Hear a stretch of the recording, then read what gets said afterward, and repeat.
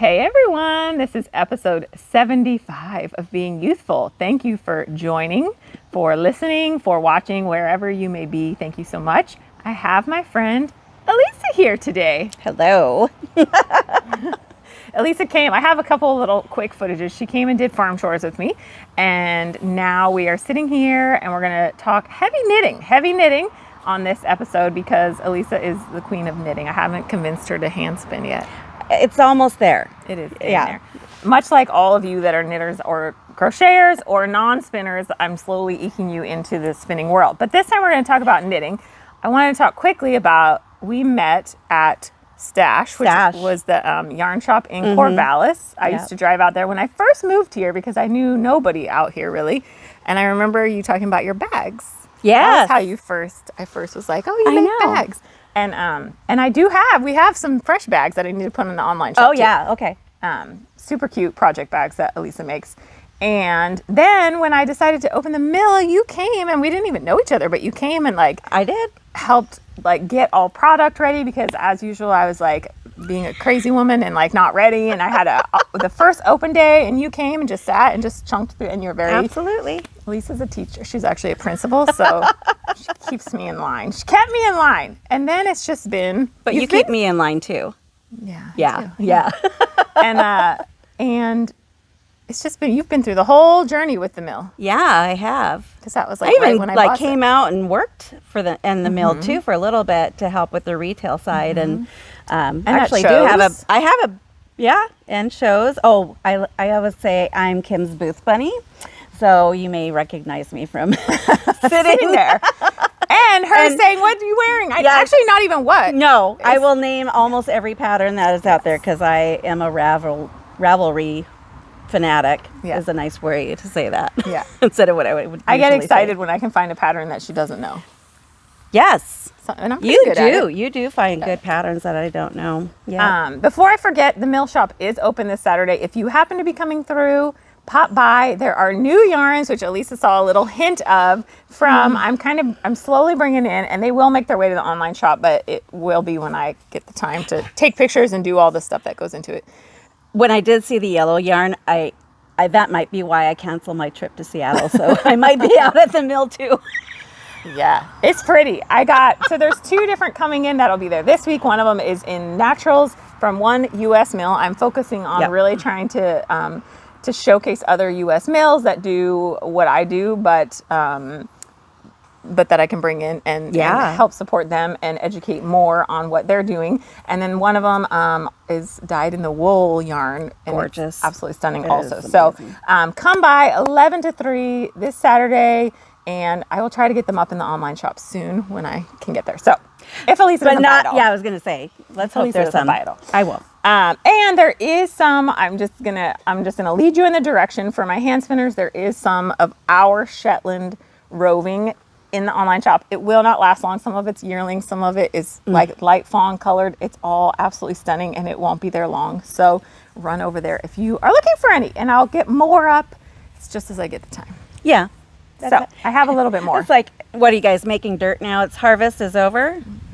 Okay. We're almost done combining. Oh, okay. We're done combining most of it. And then we have our bent grass, which is the golf course grass, which is specialty. Oh my gosh, it's amazing. A little fancy stuff. So, okay.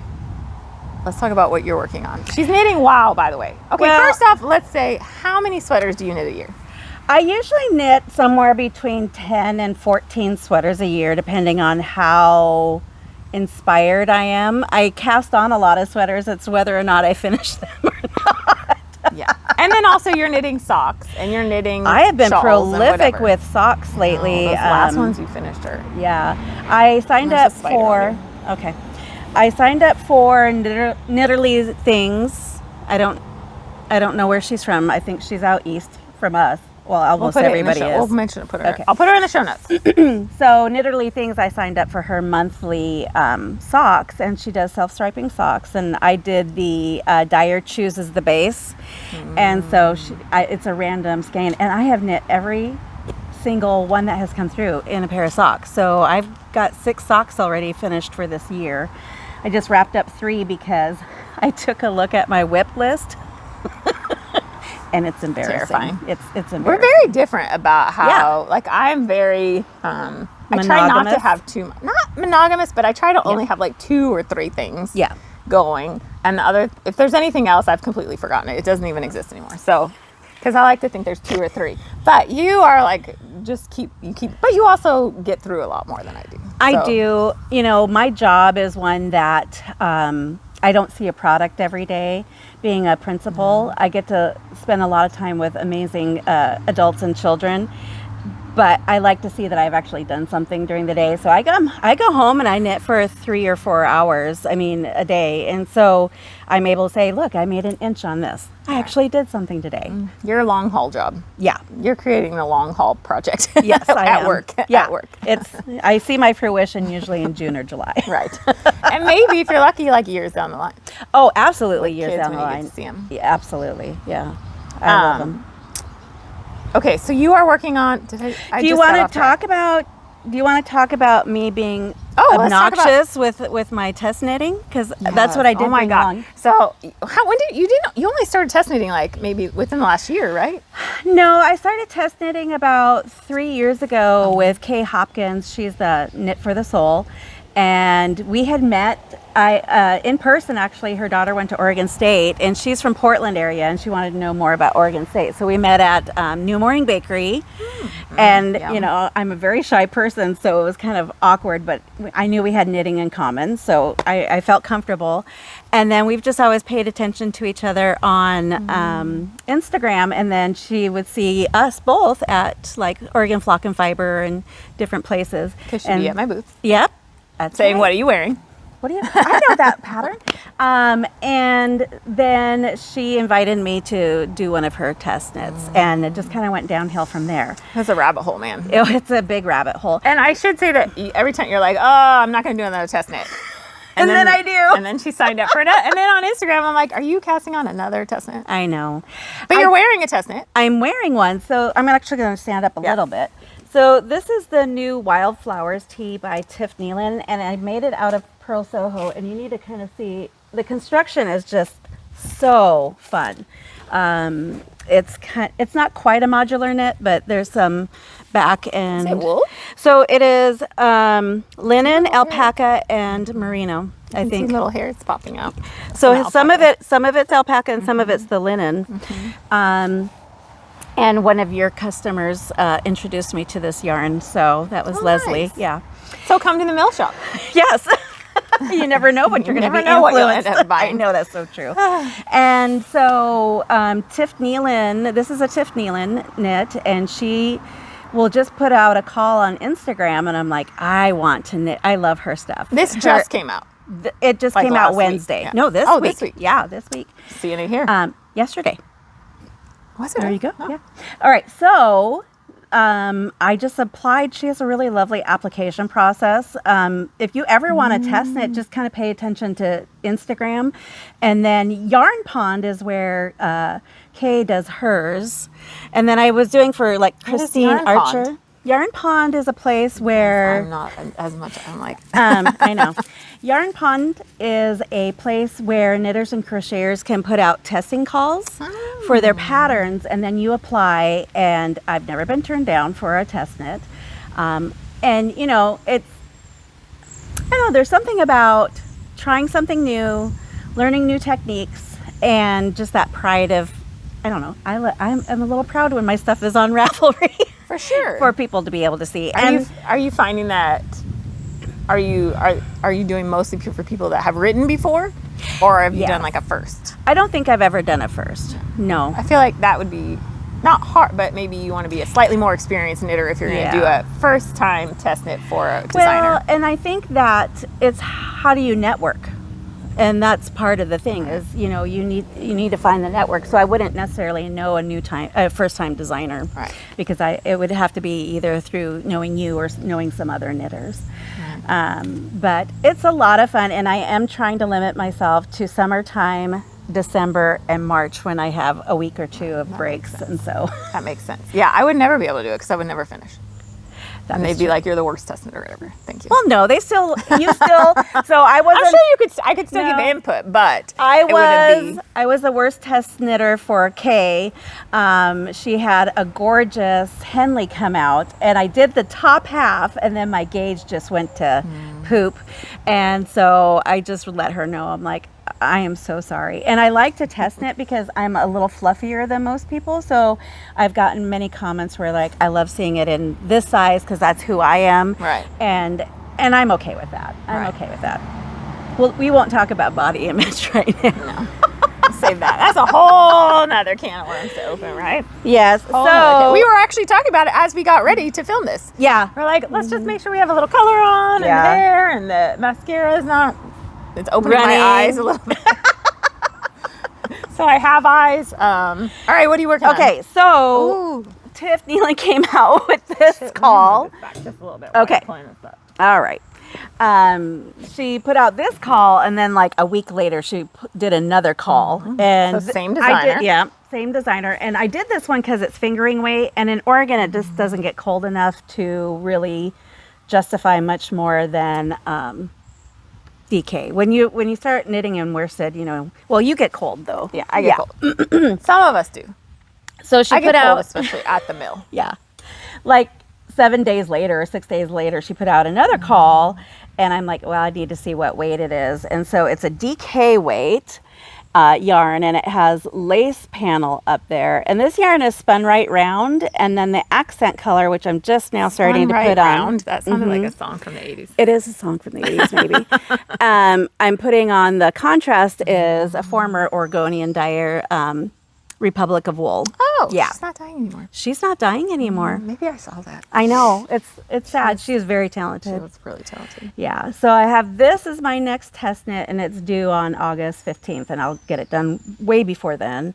What I'm doing right now is I like to lengthen my sweaters, they call. I'm like, I'm not wearing a crop sweater. Yeah. This one is supposed to be hip length, but I'm not even doing that. I like coverage. So right now I'm putting the body on hold. I'm going to put the sleeves on, see how much yarn I have left over, so if I can add a couple more inches to that. So it is. It's really pretty. I like the. Yeah. I hope you all smell. It smells like. Well, it's tuft. Oh. Yeah. If you have never heard of tuft woolens, you got to do it. So I keep the tuft woolen in with my wool because I do worry about moths. Yeah. A lot. Yes, moths don't like smell. Nope. So that is. All right. So can I say another tip? Yeah. I shared a tip earlier, but I always put dryer sheets in with my yarn. Yeah. So that's how I store them in bags. If you get the dryer sheets from Costco, holy cow, nothing's going near those ever. Oh, really? They're so strong. Huh. I'll have to They're check just that like out. the Kirkland dryer sheets. You put them in your car and you're like, holy cow. But yeah, if you put a Kirkland, I don't think any moth is going anywhere near that. Oh, can I say? Yes, you can. I did make this bag. So this is one of the bags that I made, and I love it because I put this little stitch marker holder on it. Yep. I feel pressure that I better put some of your bags up before I... No, because I don't have any like this in your shop. Yeah, I made this one too. So this is another bag I made. If you don't know Tula Pink for fabric, check her out. I only know her because of you. I know. She's freaking amazing. She's an artist, graphic designer. Is this another top? Yeah. I'm so naughty. So this is just beginning stages of Sabella by Isabella Kramer, who I look at them. I have them in my favorites, and then I haven't done one yet. She just has classic silhouettes when you talk about things, kind of like petite knit. But I have never knit a petite knit. Have you? I'm wearing one. Oh, you're wearing one. Wow, that wasn't even planned. Oh my gosh, it's so funny. So this is Sabella, but here's what I love about it. Look at the subtle. So I had the cream already at home, and then Pearl Soho had a sale on, so I got this peony pink is what it's called. And so it's going to be a striped sweater, long sleeve, probably. I hope it's not too big for you. Yeah, it shouldn't be. Maybe if you just put the sleeves a little. She's giving me some sweaters. I'm like, could we just maybe knit the sleeves a little bit longer next time? I just pretend like they're supposed to be 3/4. Thelma Sue, thank you. Do you have anything you want to show that you're knitting? Okay. Yes. Well, first I'm going to show this. One now more. that Elisa mentioned it. Yes. This is my Anchor summer shirt, which Gorgeous. I started last year. Yeah. But I really? I started it last. I was knitting on it at my nephew's graduation. And then I didn't knit for like 5 months. I just put everything down when I got back from that. And so I picked it back up because I was determined to finish it. I do love it. And yeah, it's the first one of hers that I've knit. It's super easy. And I knit it with Sistari's cotton. It's DK. Is the pattern call for DK? I believe so. Because she has a fingering one too. Oh my gosh, the spider loves us. I think it was spiders. DK. I think it was. Okay. And I love it. And it was also really, it's very odd to put on cotton. Like I never knit with cotton. So then you put it on, but after the first even after I did the first soak, it was like a whole different yarn, of course. And then it's just very different. I'm so used to putting on wool. The nice thing about this though is you can actually put it in the washer and the dryer. I know. Isn't that weird? And it actually looks even better. I can't quite do it. I've done it, but then I got rid of the sweater because I didn't like wearing cotton. I can only wear during the summer. That's all I can wear. Anyway, so there's that. Done. And I'm just going to show you this. This will be done in the winter because we're like, for some reason, I crank on the most odd things. But I am working on so this is hand spun yarn. This is hand spun Shetland. This is my Andrea Mowry. Yep. Nurtured. So it is a little croppy. But you look so cute. Layer it, but you're yeah, and I think I'm trying to get to the point of knitting cropped sweaters and then wearing them over a dress. Yeah. Yeah. And I think I can. Long shirts. Yeah, and long shirts. Long shirts. So here it is. It's, again, I mean, of course, like her patterns are so well written which is what, I mean, I love a good well written pattern. Especially if that's way too big for you, I'll try it on. It's gorgeous. It's thick though, but I want to wear it in the mill. Like during this winter, I am frozen solid. So to be able to layer with this, the only thing that's been a pain is that I'm doing it in such a dark color. And it's kind of a pain. I mean, it's always a pain to knit in a dark color, right? But then this one, you're going back and forth every row. Oh. And then as you do your decreases, some decreases are 4 and some are 2. So I really have to actually wear my little, the dorky neck light. The 2 lights, yeah. Sure, my husband's like, oh, she gets sexier. She gets sexier. So knitting there's nerd. that. Knitting nerd, and is that what that is? Finish this. Okay, you ready for my next sweater? Here it is. Okay. It's just the swatch. So this is hand spun. You know how I roll. Of course. I'm excited to have more US yarns in because I feel like then I get to play with more yarns. Yeah. You know, I do spend a lot of time knitting with my own yarn, and it's nice to... Even if it's just for color work. Like even if you just use one skein. I'm adding it, yeah. Mm-hmm. So this is 100% Rommeldale that I got at Maryland Sheep and Wool. Yes. This is the first color because I'm doing this is the second color. And then the third color is lighter. It's like a very light cream color. So I'm swatching. This is the second swatch. I'm not going to get gauge. This is the problem with knitting with hand spun. I usually don't. I'm going to blame this on Wendy Sullivan, if you're out there listening, which I know you are. I usually finish the spin and then I decide, or I have an idea. I generally don't, I'll spin some of it. I'll do a swatch, get an idea, and then find a pattern. But for some reason, Wendy got in my head, and she didn't mean to. She got in my head, but I was like, I'm going to find a pattern. So I'm going to play with it. This is the second swatch. I'm still not getting gauge. But you can do knitting math with it. Yeah. You can do knitting math. I've gotten a lot better about knitting math. You took a class, right? I took it. I've taken a couple classes, and then I'd read a lot online. So if I send you, will you do the knitting math? Maybe. Otherwise, I'm like this. I'm just going to knit the small size and hope it works out. Because I don't want to do, I try to. You know who would do the knitting math for you, and she's back in Oregon? Who? Squid. Oh, Sydney. Is she back? Sydney is back. Yeah. Makes me so happy. Welcome back. I don't want to go any bigger needle size, so we're gonna have to do something. Anyway, this is going to hopefully will be for the. So is your gauge too small or too big? Too small. Oh. Right. Not usually a problem I have. Me neither. That's the thing is like. But I think I spun my yarn a little bit thinner than I usually. It's not like my standard, and it's a little bit thinner than. We'll make it. It's gonna happen. It's gonna happen. We're getting there. It's on the needles, practicing. And I hate swatching, so I know. I did bring one more. Yeah, go for it. So when we went to Black Sheep Gathering, and met Carson Demers. Carson's coming up. Yes. Who is adorable and just the kindest person ever. I started knitting this I can't say the name. I'll have to send it to you. But it's a free pattern on Ravelry, and there's like thousands of projects. But this was from that Greenwood Fibers in Utah. I think is that it? Greenwood I went back Studio. and bought some fiber from her. Yeah, she. Really so beautiful. this is alpaca, silk, and cashmere. Yeah. So I wanted to make a thin shawl, and I was gonna do another hitchhiker because I've only done 3 of those, and I was like, "You only done 3 hitchhikers?" Yeah, that's only. like hitchhiker is like it's a go-to. I think It's a go-to. It's good, especially for handspun.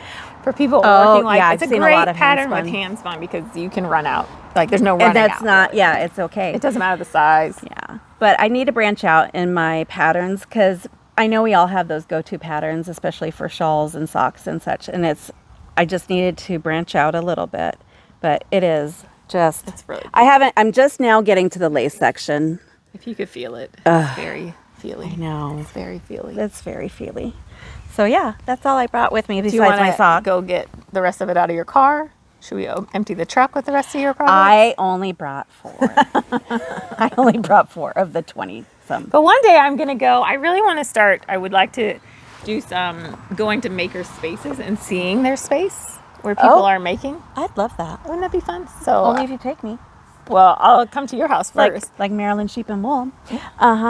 Maybe next. I was a little jealous. I'll take time off. I get well, personal in time. all honesty, I was only there for 5 hours, so probably not the best time to fly across the You can country. still say you went, right? I did, and I will be there next year. Mitch promised me. So this is a sock I'm making. It's a Summer Lee pattern, and I'm making it into shorties, and I'm holding it like this because I'm going to sew down the cuff.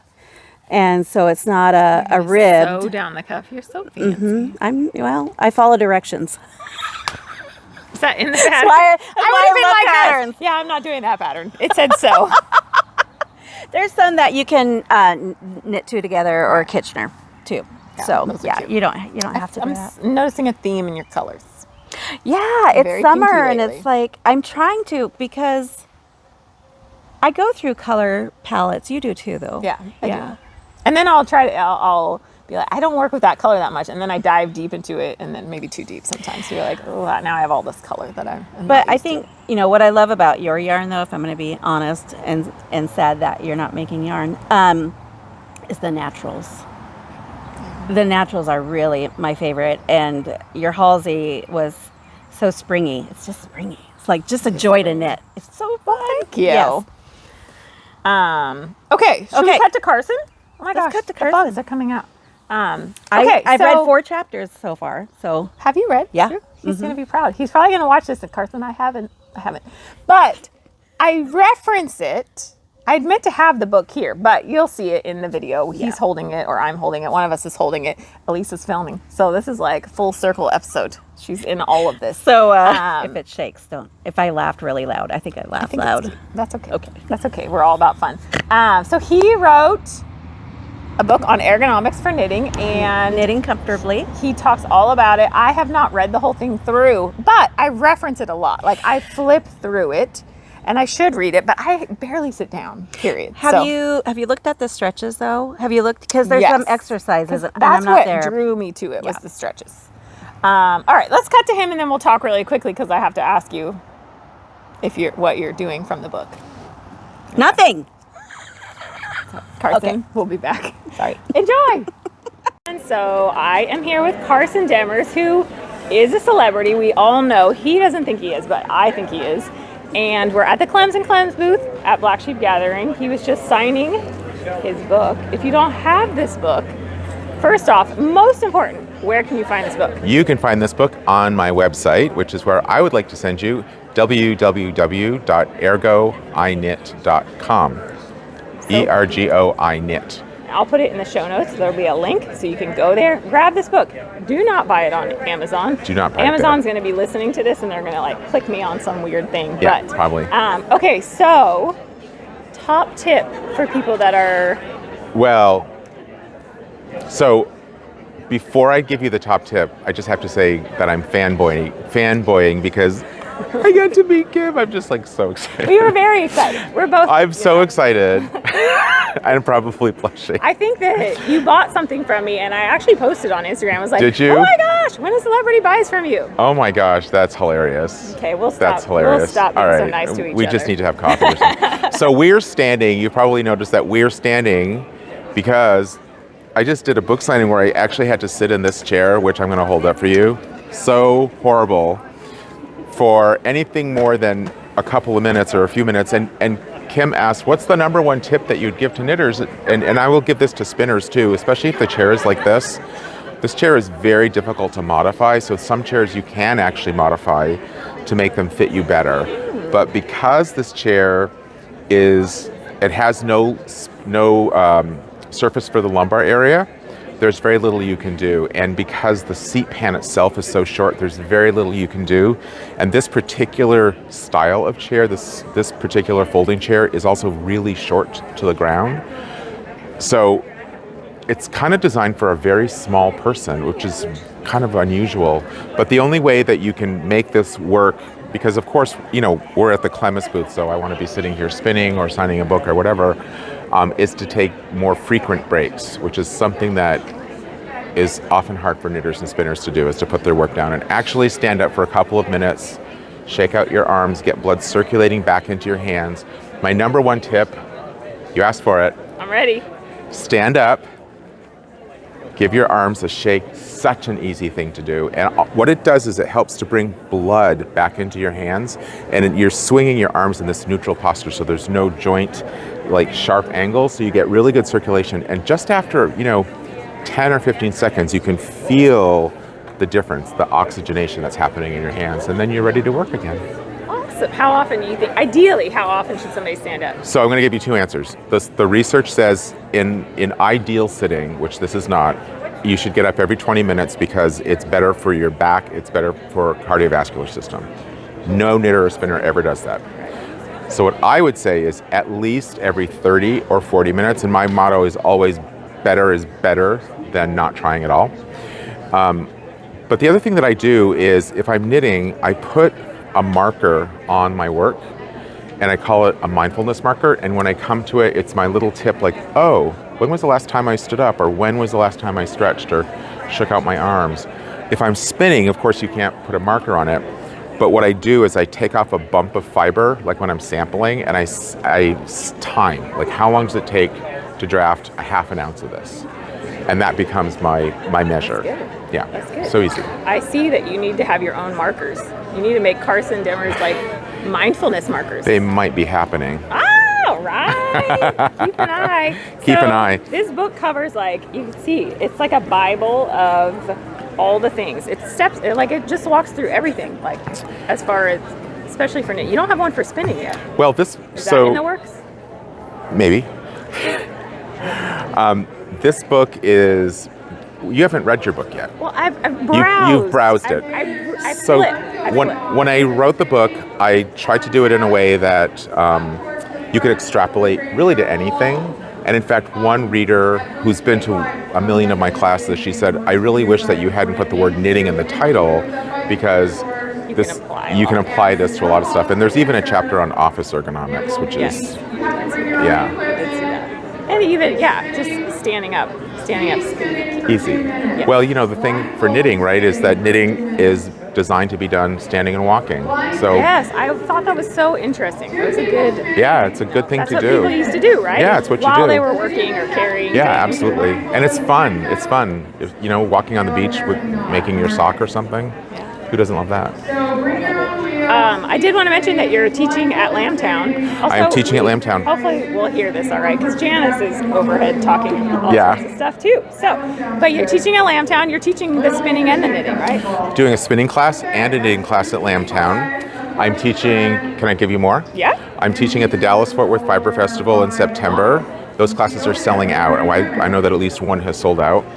I'm teaching at the Webb's Fall Knitting Retreat in Amherst, Massachusetts in September, end of September.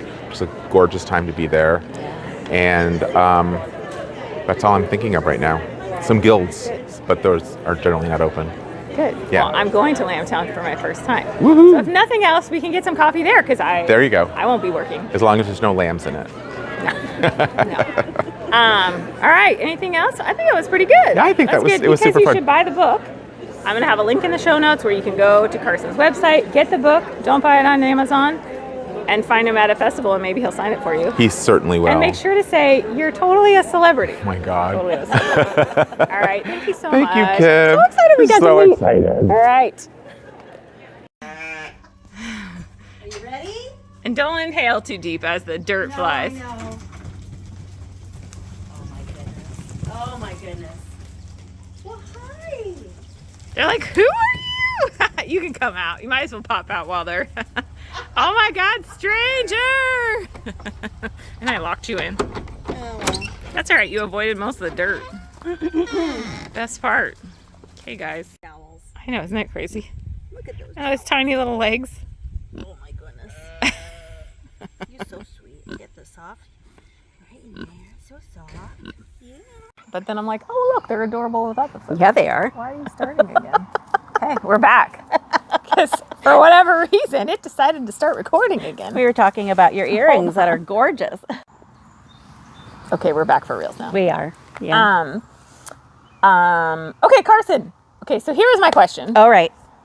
In the video, he talks about getting up and like, have you Oh yeah, I do that. have you been doing it? Yeah. At a regular like? Get up and you swing your arms. Oh, I should probably swing the microphone, but That's all right. After meeting Carson and spending a little bit of time with him, what I am doing is I do set my timer for every 25 minutes. Good for you. I get up, I move around, maybe do a quick chore. That's how I'm going to clean my maker space. And then I put on my goat lotion and keep going. So I think it's really important. I don't know that he has that in his book, but keep your To put hands the goat lotion on? hydration. Maybe for the next edition. Yeah, that'll be great. He needs our help. Just so I get credit for that part. No, I think actually Republic of Wool, she recommended that when I saw one of her videos about how she takes care of herself when she knits. So It is hard. I mean, it is. I have issues with my fingers falling asleep. Some of you may also. It's not so bad now, and part of it is that I started getting really good massages to work on it. And being mindful and getting up and making sure to take breaks, which I do the same thing. I get up and I'll go like clean something for 15 minutes and then come back. not 15 minutes. You do like 5 minutes. Yeah, maybe. I don't get a lot of time to just sit and make. That's true. Usually at the end of the day. So if I have a Sunday, it's really hard for me. It sounds so bizarre, but it's part of just owning a business. I think you just keep going. And then we have the farm.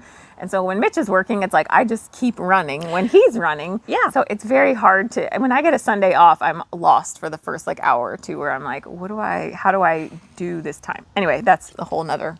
I'd be kissing on the alpaca. I don't do. Alma did let you pet her today. She did. I One of was the alpaca shocked. let her get pet. So, well, good. I'm glad, Carson. Yeah.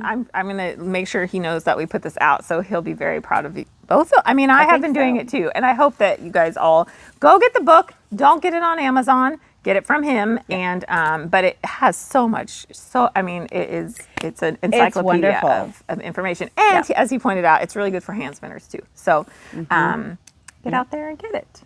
What else? Do we have anything else? I don't think so. We have Mill Day coming up on Saturday, and I say we like it's ours, but I know she told me she wasn't coming, but then she heard there was new yarn, so she's like, "We canceled the trip. I don't need to hang out with my family. I'll be at the mill." Just kidding. we might. I think I'm still going to breakfast with my sister. Oh, but nice. Yeah, Good. it'll be good. Okay, well, come to the mill shop.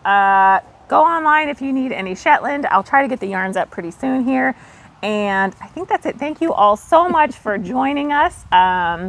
I'm sure you'll see Elisa again. And in the meantime, be kind to your neighbors, make so many pretty things, and thank you so much. We hope to see you soon.